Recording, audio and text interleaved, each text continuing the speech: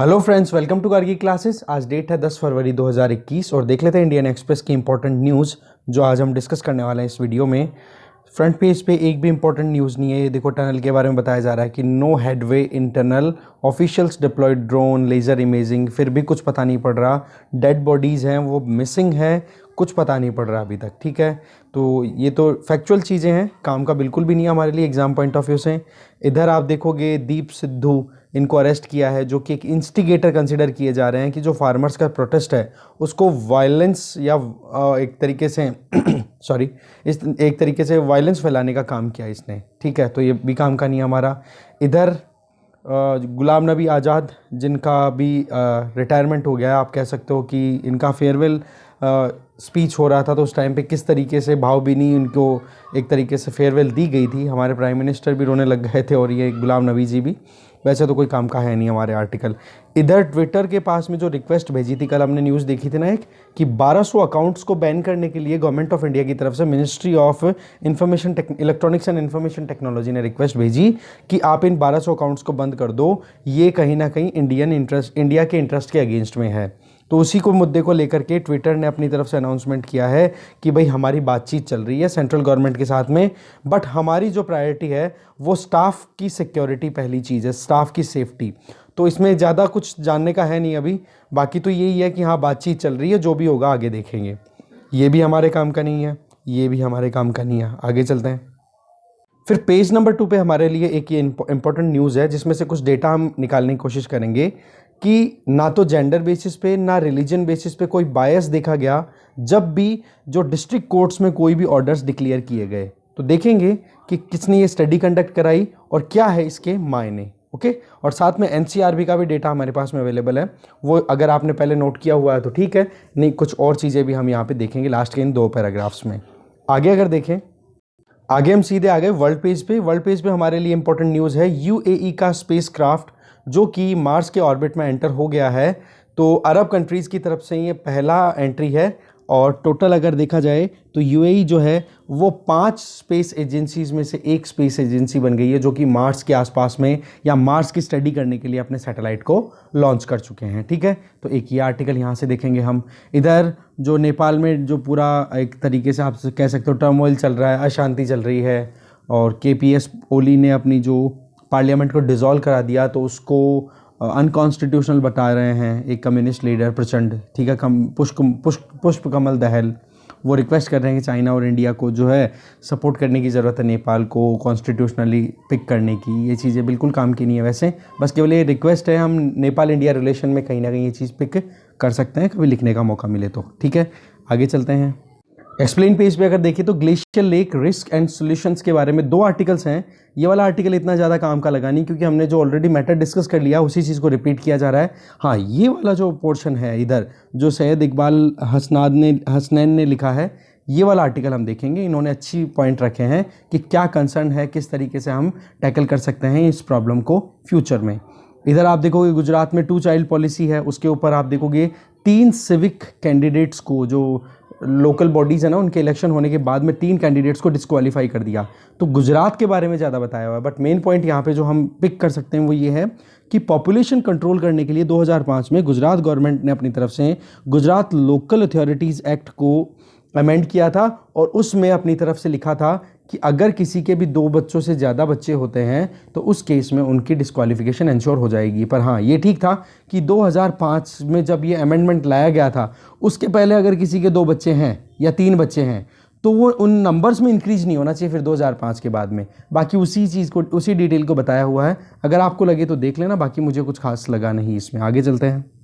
फिर आ गए हम इकोनॉमी पेज पे। इकोनॉमी पेज पे निर्मला सीतारमन जी जो हमारी फाइनेंस मिनिस्टर हैं, उन्होंने अपनी तरफ से कहा है कि रिफॉर्म जो है वो अपनी तरफ से अच्छा काम कर रहे हैं। पॉलिसी का पुश जो दिया गया था आत्मनिर्भर भारत अभियान और जो भी पीएम स्वनिधि स्कीम, उनके बेसिस पे, तो बोले कि इसके बेसिस पे हमारी जो इकोनॉमी है वो ट्रेजेक्टरी पे आ जाएगी फाइनेंशियल ईयर 2022 में।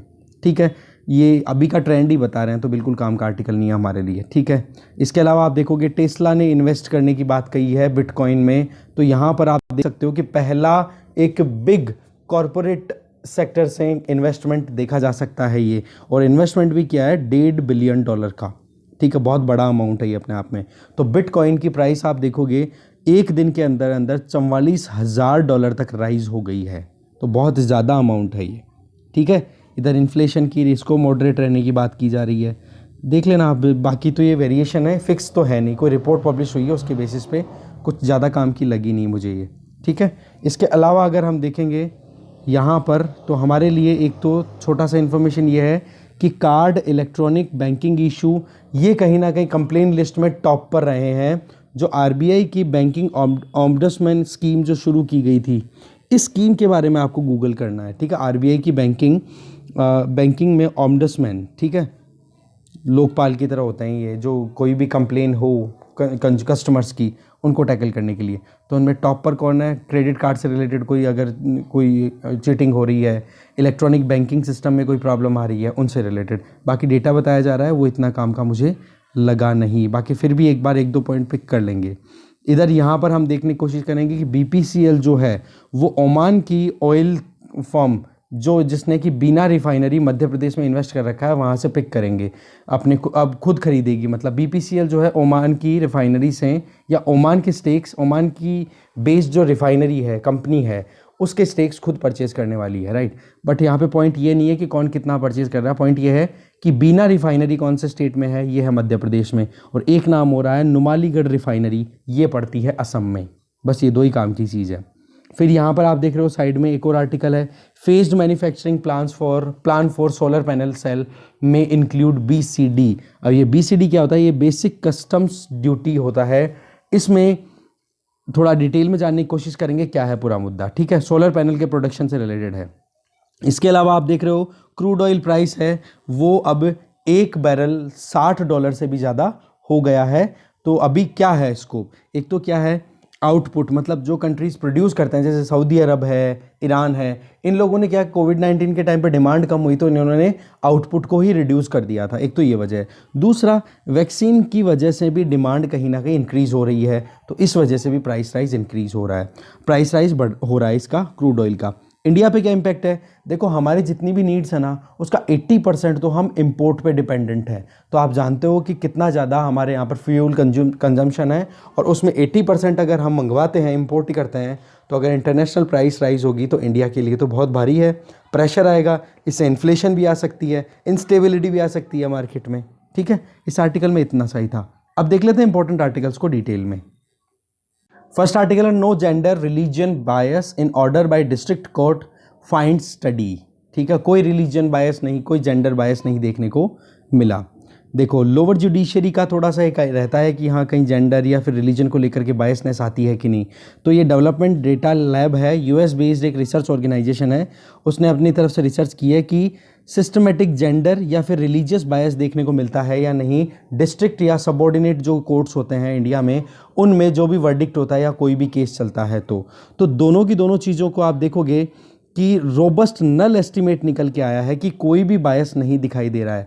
मतलब यहाँ पर ये है कि मान लो एक लेडी जज है और एक वुमेन का केस आता है, तो उस लेडी ने ये नहीं देखा कि औरत है तो उसके लिए मुझे उसके फेवर में वर्डिक्ट देने की ज़रूरत है, या मेल है और उसके अगेंस्ट में अगर मेल का केस आ गया और ऑपोजिशन में फीमेल है तो उन्होंने ये नहीं देखा कि मेल को फेवर कर दूं। या रिलीजन में देखें, मुस्लिम और नॉन मुस्लिम पे उन्होंने ध्यान दिया, तो वहाँ पर भी मुस्लिम जज ने भी उतना ही आप कह सकते हो कन्विक्शन किया है एक मुस्लिम का जितना ही नॉन मुस्लिम ने मुस्लिम का किया है। कहने का मतलब रिलीजियस बायस बिल्कुल भी देखने को नहीं मिला है इस डेटा की बेसिस पे। तो ये चीज़ यहाँ पे बताई जा रही है, मेन तो ये है।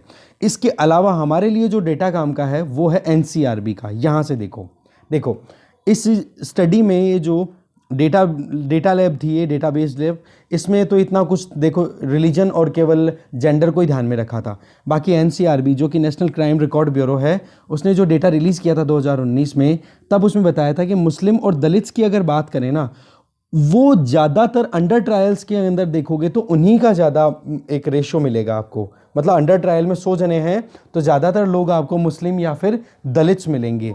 तो ये डिस्प्रोपोर्शनेट जो शेयर है ना पॉपुलेशन का, ये थोड़ा सा कहीं ना कहीं एक कंसर्न राइज करता है कि हाँ एजुकेशन की कितनी प्रेवलेंस है, कितना वो लोग अवेयर हैं अपने राइट्स को लेकर के, वो सारी चीज़ें। इसके अलावा शेड्यूल्ड कास्ट की अगर बात करें तो लगभग 21% केसेस जो अंडर ट्रायल्स में जो केसेस हैं वो शेड्यूल्ड कास्ट के जो लोग हैं उनके अगेंस्ट में है। 2019 के एंड तक, जबकि शेड्यूल कास्ट की पॉपुलेशन में कितना, टोटल पॉपुलेशन में कितना शेयर है, 16.6% 2011 के सेंसस के अकॉर्डिंग। ऐसे ही शेड्यूल ट्राइब की बात की जाए और मुस्लिम्स की बात भी की जाए तो शेड्यूल ट्राइब का टोटल अंडर ट्रायल या फिर जो कन्विक्ट्स हैं उनका अगर शेयर देखा जाए तो वहाँ पर शेड्यूल ट्राइब का 10.5% है और मुस्लिम्स का 18.7% है, जबकि शेड्यूल ट्राइब का टोटल पॉपुलेशन में कितना शेयर है, ओनली 8.6% 2011 सेंसस के अकॉर्डिंग। ऐसे ही मुस्लिम्स का कितना शेयर है टोटल पॉपुलेशन में, 14.2%। तो इनके कंपैरिजन में आप देखोगे कि 8.6% शेड्यूल ट्राइब, बट केसेस कितने हो, टोटल केसेस में कितने जने हैं शेड्यूल ट्राइब के, 10.5, थोड़ा ज़्यादा। ऐसे ही मुस्लिम्स का आप देख सकते हो कि टोटल पॉपुलेशन में 14.2% शेयर है, जबकि जो केसेस हैं अंडर ट्रायल जो लोग हैं उसके अंदर शेयर देखें तो 100 में से आप देखोगे 18.7 लोग जो हैं वो मुस्लिम हैं।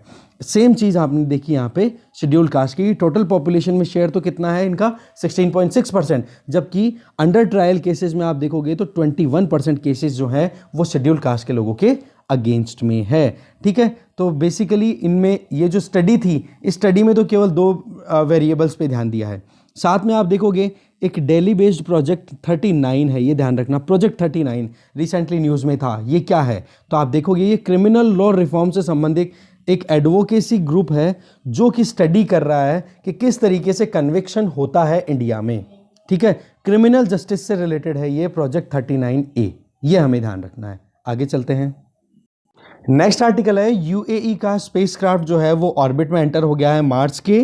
तो पहली बात तो ये है कि यूएई के इस स्पेसक्राफ्ट का नाम क्या है, तो आप यहाँ पर देख पा रहे होंगे, अभी देखेंगे हम, एक सेकंड, यहाँ पर ये अमल करके ये नाम है। ठीक है, इस स्पेसक्राफ्ट का, जो कि होप, आशा को अरेबिक वर्ड दिया गया है अमल। ठीक है, तो ये आप देखोगे लगभग 7 महीने की ट्रेवल करके और फिर बाद में एंटर हो गया है मार्स की ऑर्बिट में। ठीक है, तो आप देखोगे अरब वर्ल्ड से ये पहला इंटरप्लैनेटरी मिशन है जो कि अर्थ से शुरू हुआ और पहुंच गया कहाँ पे, मार्स पे। ओके, इसके अलावा अगर हमारे पास में इस आर्टिकल से इंपॉर्टेंट न्यूज़ हो, कंटेंट हो, तो वो ये है कि 5 स्पेस एजेंसीज में से एक हो गई है ये एजेंसी जो कि यूएई की है, जो कि मार्स पे पहुंच पाई है। ओके, तो ये ध्यान रखना है। अभी तक लगभग 60% जितने भी मिशंस भेजे गए हैं ना, 100 अगर मिशन भेजे गए हैं उनमें से 60 मिशंस तो फेल हुए हैं अगर मार्स की बात की जाए तो उनमें से ये सक्सेस होना बहुत ही बड़ी चीज़ है। ठीक है, इसके अलावा आप देखोगे जितने भी मिशंस भेजे हैं, कई कोई तो क्रैश कर गया मार्स में, कोई जल गया, कोई फेल हो गया, फिर भी यहाँ पर अपने आप देख सकते हो कि कितना ज़्यादा एक सक्सेस को आप कंसिडर कर पाते हो यहाँ पे अगर देखें तो। ठीक है, इसके अलावा आप देखोगे साइंटिस्ट और आने वाली जनरेशन जो हैं उनके लिए बहुत ही अच्छा एक स्कोप बनेगा, वो भी अपने हिसाब से जो एक तरीके से स्पेस साइंस है उसके बारे में स्टडी कर पाएंगे। तो अमल नाम है इस प्रोजेक्ट का, हमें ध्यान रखना है। ठीक है, चलते हैं नेक्स्ट आ गए हम कि जो ये ग्लेशियल आउटब्रेक हुआ है, फ्लैश फ्लड आया धौलीगंगा में, उसके लिए हमारे पास में क्या अभी आइडिया है, कैसे बचा जा सकता है, फ्यूचर में क्या स्टेटस है। देखो, संडे का जो फ्लैश फ्लड इंसिडेंट हुआ उत्तराखंड में, वो एक और वार्निंग है कि हिमालयन स्टेट उत्तराखंड और दूसरे इसी तरीके के स्टेट्स जैसे कि हम देखें जम्मू कश्मीर, हिमाचल प्रदेश, उत्तराखंड, सिक्किम, अरुणाचल प्रदेश, ये ऐसे स्टेट्स हैं जहां पर लैंडस्लाइड का प्रोसेस कंटिन्यू देखने को मिल रहा है। 2013 में हमने देखा था कि किस तरीके से क्लाउड बर्स्ट हुआ था, यहाँ पर स्नो एवलांच मतलब बर्फ़ का अचानक से टूट करके, बड़ी ग्लेशियर का टूट के गिरना, क्लाउड बर्स्ट बादल का फटना, ऐसे ही लेक का बर्स्ट करना जिसमें कि अगर कोई ग्लेशियर है वो मेल्ट करके और थोड़ा थोड़ा इकट्ठा होकर के पानी इकट्ठा हो जाए और फिर उसका ब्रीच कर जाना अपनी लिमिट्स को। तो ये कई वजह हैं जिनकी वजह से ये फ्लैश फ्लड आई है। अब बात यह है कि इंक्रीजिंग ग्लेशियर लेक्स क्या खतरा बना सकती है, क्योंकि ग्लेशियर जो है वो मेल्ट कर रहे हैं। देखो, ग्लेशियर जो हैं वो फ्रेश वाटर के लिए लार्जेस्ट सोर्स कंसिडर किए जाते हैं पोलर रीजन को अगर छोड़ के देखें, साउथ पोल और नॉर्थ पोल को। और हिमालयन इकोसिस्टम में देखें तो जितनी भी पेरेनियल रिवर्स हैं जो कि सब कॉन्टिनेंट इंडिया में हम बात करें, इंडियन सब कॉन्टिनेंट में वाटर सप्लाई देती हैं, तो उनके लिए वो लगातार जो पानी सप्लाई होती है वो यहीं से होती है, चाहे वो इंडस हो, गंगा हो, ब्रह्मपुत्रा हो। तो बिलियन लोगों को, मतलब 1 बिलियन से भी ज़्यादा लोगों को यहाँ पर लाइवलीहुड मिलता है, जी रहे हैं वो लोग यहाँ पे। अब दूसरी बात, ग्लेशियर्स जो हैं वो रिड्यूस हो रहे हैं मासेस में भी और सरफेस एरिया में भी। देखो लिटिल आइस एज के बाद में ये लगातार ये प्रोसेस कंटिन्यू है कि जब रिसीड कर रहे हैं ये ग्लेशियर्स, मतलब उनके साइज में रिडक्शन हो रहा है। ग्लोबल टेम्परेचर की बात करें तो 1850 के बाद में लगातार बढ़ रहा है और 20th सेंचुरी में ग्रीन हाउस गैस लेवल तो और भी ज़्यादा बढ़ गया। आज आप देखोगे 1980 की शुरुआत की अगर बात करें, 1980 से 90 का दशक था, उसमें तो ग्रीन हाउस गैसेस पूरे ही रिकॉर्ड तोड़ गई है। अभी तक हमारे पास में बहुत सारी स्टडीज़ अवेलेबल हैं, जैसे कि आईपीसीसी की रिपोर्ट हमारे पास अवेलेबल है, जिसमें क्या कहा गया है कि अगर ग्लोबल टेम्परेचर 2 डिग्री सेंटीग्रेड भी अगर बढ़ जाता है ना 1850 के कंपैरिजन में 2070 आते आते, तो लगभग आप देखोगे 45% मीडियम और लार्ज ग्लेशियर्स हैं वो कंप्लीटली डिसअपियर हो जाएंगे। This is very important data, आप लिख लो इसको, ठीक है ना। बहुत सारी स्टडीज़ के बेसिस पे ये कंक्लूड कर रहे हैं राइटर यहाँ पे। और साथ में 70% स्मॉलर ग्लेशियर्स जो हैं वो तो बहुत जल्दी ख़त्म होने वाले हैं। तो ये जो श्रिंकिंग है ना ग्लेशियर्स की, और इस ग्लेशियर की श्रिंकिंग की वजह से बहुत सारी संख्या में ग्लेशियल लेक्स भी बन जाती हैं, और वो हिमालयन रीजन में तो बहुत ही ज़्यादा बन रही हैं। वैसे अगर हम देखें हाई एल्टीट्यूड्स पे अगर ये लेक्स बन जाती हैं बहुत सारी ऊंचाइयों पर, वहाँ पर तो इतना ज़्यादा डेंजरस होती नहीं है, क्योंकि वहाँ पर ये अचानक से फ्लैश फ्लड होती है, फिर ये अगर लिमिट ब्रीच करती हैं तो थोड़ा प्रॉब्लम हो सकती है, बट लेक के बनने से प्रॉब्लम नहीं है। बट लेक में वॉल्यूम अगर वाटर का ज़्यादा हो जाए तो वो अपने लिमिट्स को ब्रीच करके फिर बाद में वाटर फ्लो इंक्रीज कर देता है, तो वो थोड़ा सा डिजास्टरस साबित हो जाता है। इसके अलावा इसी न्यूज़पेपर में हमने 2 बार कल से देखा है कि किस तरीके से यहाँ पर पिछले दशक में जो ग्लेशियल मेल्टिंग है वो स्पीड से हो रही है। 2005 की एक स्टडी डिक्लेयर की गई थी काठमांडू बेस्ड ICIMOD के द्वारा, जो कि international centre for integrated mountains development है। उन्होंने 127 ऐसी लेक्स बताई हैं जो कि उत्तराखंड में अभी हैं, तो आप देख सकते हो थ्रेट अभी भी ख़त्म नहीं है। इसके अलावा मोर रिसेंट स्टडीज़ की बात करें तो ऐसी लेक्स जो हैं लगभग 400 हैं थ्रू आउट हिमालयन इकोसिस्टम। तो ग्लेशियोलॉजिस्ट जो कि ग्लेशियर्स के बारे में स्टडी करते हैं वो अभी तक इस चीज़ को लेकर के ज़्यादा कंसर्न नहीं है, ज़्यादा सरप्राइज नहीं है, क्योंकि ये तो नॉर्मल प्रोसेस है, क्योंकि ग्लोबल वार्मिंग होगा, इसकी वजह से डेफिनेटली ग्लेशियर्स जो है मेल्ट करेंगे। फिर बात आ जाती है कि क्या किया जाए जिससे बचे। बोले मॉनिटरिंग जो है ये पहला कदम होता है कि इस तरीके के थ्रेट से या ग्लेशियर लेक के बर्स्ट से हम बच सकें। ठीक है, हमें ज़रूरत है कि एक एक ग्लेशियर को तो देखना हमारे पास में पॉसिबल होगा नहीं कि एक एक ग्लेशियर को हम देखें, बट जो पर्टिकुलर बेसिन्स है, मान लो कोई एरिया है बड़ा सारा, उस बेसिन के अंदर कुछ इंपॉर्टेंट ग्लेशियर्स को आप नोट कर लो, 1 या 2 को, और उनके ऊपर नोटिस रखो, उनके ऊपर नज़र रखो कि वो कैसा बिहेवियर कर रहे हैं। तो उसी के अकॉर्डिंग आप आइडिया लगा सकते हो कि बाकी ग्लेशियर उसी बेसिन में कैसा बिहेव करने वाले हैं। तो ऐसे करके हम मॉनिटर कर सकते हैं। केवल सैटेलाइट और रिमोट सेंसिंग के ऊपर रिलाई करें, वो देखो बहुत सारा रिस्क सम हो जाएगा। हमें ज़रूरत है कि लोगों को एम्पावर करें और मेजरिंग इंस्ट्रूमेंट्स ज़्यादा से ज़्यादा वहाँ पर डिप्लॉय करें। ठीक है, इसके अलावा हमें ज़रूरत है कि क्लोज मेजर्स किए जाए, बैरीमेट्रिक चेंजेस को ध्यान में रखते हुए। बैरीमेट्रिक मतलब अगर डीप वाटर की अगर बात की जाए तो उसमें क्या चेंजेस आ रहे हैं, है ना, तो उनको मेजर हमें करने की ज़रूरत है। हमें मैकेनिज्म पर फोकस करने की ज़रूरत है कि हाँ कितना ज़्यादा एक्सपेंशन हो रहा है, वाटर लेवल कितना चेंज हो रहा है, वाटर डिस्चार्ज बैलेंस कितना है, कितनी स्नो बन रही है, कितना पानी निकल रहा है वहाँ से, मास बैलेंस कितना है स्नो मेल्ट के बाद में, या फिर आप जो भी एट्रीब्यूट्स को फोकस करना चाहो उन पर हमें ध्यान रखने की ज़रूरत है। इसके अलावा जो डेटा सेट है उसके हिसाब से बहुत ही ज़्यादा प्रोग्रेसिव चेंजेस हमें देखने को मिल रहे हैं वहाँ पे, और यहाँ पर डिसीजन भी ज़्यादा जल्दी क्विकली लेने की ज़रूरत है।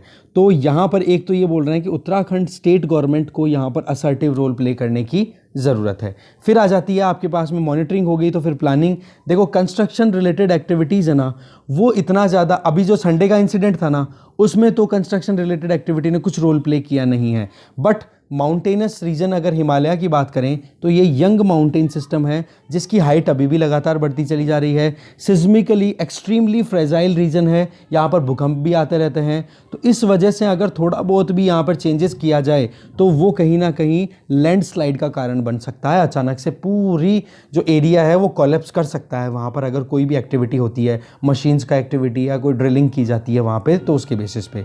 तो ज़रूरत है कि एक प्रॉपर एनवायरनमेंट इम्पैक्ट असेसमेंट किया जाए, उसमें ग्लेशियर्स को भी मेंशन किया जाए। अभी तक आप देखोगे जहाँ पर भी एनवायरनमेंट असेसमेंट किया जाता है वहाँ पर ग्लेशियर्स के बारे में इतनी स्टडी नहीं की जाती है। तो राइटर इस चीज़ को लेकर के थोड़ा सा कंसर्न राइज कर रहे हैं कि ग्लेशियर्स के बारे में भी स्टडी करना बहुत ज़रूरी है, इनको भी अब मेंशन करना चाहिए। फिर उसके बाद में प्रोजेक्ट अगर कुछ स्टार्ट करो तो फिर उस पर काम करो। अब हो गई यहाँ पे ये चीज़ प्लानिंग की। फिर मिटिगेशन। देखो ग्लेशियर्स हैं, इनकी मॉनिटरिंग अगर रेगुलर होती रहेगी और अगर हम आइडेंटिफाई करते रहेंगे कि हाँ जी लेक्स तो बन ही रही है, तो उसके लिए एक ऑप्शन क्या बनता है कि लेक्स में थोड़े थोड़े होल कर दिए जाएं या फिर उनमें लीकेज क्रिएट कर दिए जाएं, जिससे कि उनमें पानी ज़्यादा इकट्ठा ना हो और वो पानी थोड़ा थोड़ा रिसता रहे, तो अचानक से उस लेक का बर्स्ट ना हो, वो लेक ब्रीच ना करे अपनी लिमिट्स को। तो जियो टेक्निकल मेजर्स लेने की ज़रूरत है। कहने का मतलब कि जोग्राफिकली आप उनको आइडेंटिफाई करो और उन पर वहीं की वहीं उस लोकेशन के हिसाब से उनको सॉल्यूशन में हमें ट्रीट करने की ज़रूरत है, इन सारी प्रॉब्लम को मिटिगेट करने की ज़रूरत है। इसके अलावा मिनिमाइज किया जा सकता है ब्रीच को, ये मैंने आपको बता ही दिया। Volume of the water can be reduce, जिससे कि फ्लैश फ्लड को अवॉइड किया जा सकता है। और कम्युनिटी जो कि डाउन स्ट्रीम में रहती हैं उनको भी आप अलर्ट कर सकते हो। जैसे हमने कल भी देखा था एक आर्टिकल जिसमें बताया था कि मोबाइल फ़ोन पे मैसेजेस अलर्ट डिक्लेयर किए जा सकते हैं, अनाउंसमेंट किए जा सकते हैं और अलार्म जो है वो दी जा सकती है। जिस तरीके से हमने साइक्लोन्स और सुनामी के लिए हमारा अलर्ट सिस्टम तैयार किया ना, उसी तरीके से हमें ग्लेशियर्स पर भी अब ध्यान देने की ज़रूरत है। आगे चलते हैं। नेक्स्ट आर्टिकल है इकोनॉमी पेज से कि फेज्ड मैन्युफैक्चरिंग का प्लान जो है उसमें सोलर पैनल का जो मैन्युफैक्चरिंग होगा उसमें BCD भी इंक्लूड होगा, ये बात कयास लगाए जा रहे हैं, पर अभी इस पर क्लैरिटी नहीं है। बेसिकली देखो रिन्यूएबल एनर्जी हमारे लिए बहुत इंपॉर्टेंट है क्योंकि ग्रीन हाउस गैस एमिशन भी बहुत ज़्यादा है और हमने अभी देखा ही था थोड़ी देर पहले कि हम 80% जो हमारी फॉसिल फ्यूल रिक्वायरमेंट है वो जितनी टोटल रिक्वायरमेंट है उसका 80% हम इंपोर्ट पे रिलाई करते हैं। तो क्यों ना हम ऐसे सिस्टम को बनाएं जो कि हमारे लिए सस्टेनेबल हो, तो उस केस में हम रिन्यूएबल एनर्जी पे रिलाई कर सकते हैं। तो क्यों ना हम यहाँ पर सोलर सेल को प्रोडक्शन करने की ही अलाउ कर दिया जाए। तो यहाँ पर जो सवाल है वो ये है कि बेसिक कस्टम ड्यूटी क्या मैन्युफैक्चरिंग पे अगर सोलर पैनल प्रोडक्शन के लिए प्लांट लगाए जाते हैं उन पे लगेगी या नहीं लगेगी। तो इसका अभी तक सवाल क्लियर नहीं है। बाकी बजट स्टेटमेंट के अकॉर्डिंग ये है कि गवर्नमेंट जो है वो पैनल जो इंपोर्ट किए जा रहे हैं इंडिया में बाहर से बने बनाए, उनको तो देखो कहीं ना कहीं आप कह सकते हो डिस्करेज करने की कोशिश कर रही है, कैसे भी करके टैरिफ राइज करके, कस्टम ड्यूटी राइज करके। बट निर्मला सीतारमण जी ने ये कहा था कि हम हमारी तरफ से जो सोलर इन्वर्टर्स हैं, लैंटर्न्स हैं, लालटेन जिनको बोलते हैं, उनकी जो प्रोडक्शन है वो हम डोमेस्टिकली ही एनकरेज करना चाह रहे हैं। बट वही बात है, अभी BCD के बारे में क्या क्लियरिटी है वो देखने वाली बात है। अगर BCD को भी आप इंक्रीज करोगे अगर रॉ मटेरियल पे भी, तो ये तो इन्वर्टेड ड्यूटी हो गई ना कि आप फिनिश्ड गुड तो सस्ते में मंगा रहे हो और जो कच्चा माल है वो महंगा मंगा रहे हो, तो फिर बाद में डोमेस्टिक इंडस्ट्रीज़ को क्या फ़ायदा होगा। बस वही एक मुद्दा है, वो देखने वाली बात है आगे क्या होता है। बाकी देखो इस पेज पे और कुछ इंपॉर्टेंट लगा नहीं मुझे। बाकी तो चीज़ें टेम्परेरी थी कि हाँ कंप्लेन बहुत सारी आई हैं कि कुछ ई-कॉमर्स कंपनीज़ हैं वो चीटिंग कर रही हैं। तो जो हमारे मिनिस्टर हैं, minister of commerce and industry Piyush Goyal, उन्होंने ये कहा है इन्वेस्टिगेशन चल रही है। रही सही में हमें पता है कि हमने डिजिटल सर्विस टैक्स अप्लाई कर दिया कि जितना भी इनकम है बाहरी वाली जो कंपनियां हैं अमेजोन, फेसबुक, ये सारी ठीक है, उन पर 2% टैक्स लगाया जाएगा गवर्नमेंट की तरफ से, उनके जो नेट उनका बेनिफिट है उन पर से। ठीक है, तो उसमें United nation trade relation office है ना, उसने कहीं ना कहीं कंसर्न राइज किए हैं, बोले कि ये तो एंटी अमेरिकन स्टांस है। बट ज़्यादातर कंपनियां जो ई-कॉमर्स प्लेटफॉर्म पे हमारे यहाँ काम कर रही हैं वो ज़्यादातर अमेरिकन है, इसलिए उनको ऐसा लगता है। बट अभी जो नया जो बाइडेन एडमिनिस्ट्रेशन आया है, अब देखते हैं आगे क्या कदम आते हैं, क्या स्टेटमेंट आते हैं, वो टाइम बताएगा अभी। ठीक है, FDI पॉलिसी है, उसको भी कहीं ना कहीं रिव्यू किया जा रहा है, रिविजिट किया जा रहा है कि किस तरीके से ई-कॉमर्स के लिए जो FDI पॉलिसी तैयार कर रखी है उसमें कहाँ लूप होल्स है उनको भी करेक्ट करने की बात की जा रही है। इसके अलावा अगर हम देखें जो ग्रोथ है उसकी ट्रेजेक्ट्री की बात करें तो हमारे यहाँ पर इन्फ्लेशन भी कहीं ना कहीं मॉडरेट होती हुई दिखाई दे रही है। बाकी डेटा देखो शॉर्ट टर्म है, इसलिए बिल्कुल भी काम का नहीं है। एलोन मस्क ने जो अपना इन्वेस्टमेंट किया है, टेस्ला ने जो इन्वेस्ट किया है, उसके बारे में हमने ऑलरेडी देख लिया है। तो इस तरीके से इस डिस्कशन में इतने ही कंटेंट था। Thank you very much for watching this video.